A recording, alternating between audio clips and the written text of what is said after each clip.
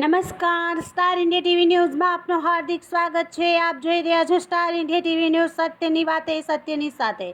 સાબરકાંઠા જિલ્લામાં એક પેડ મેરી માં કે નામ Swami Vivekananda one.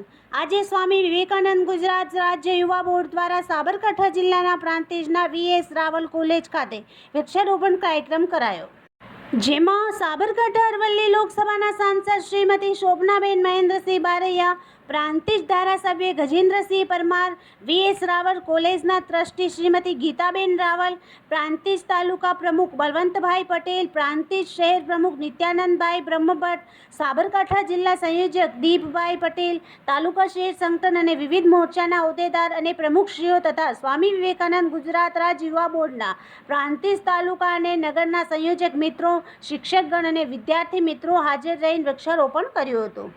Star India TV news Sabgadh reporter Shahbuddin Shiroya, જિલ્લા સાબરકાંઠા।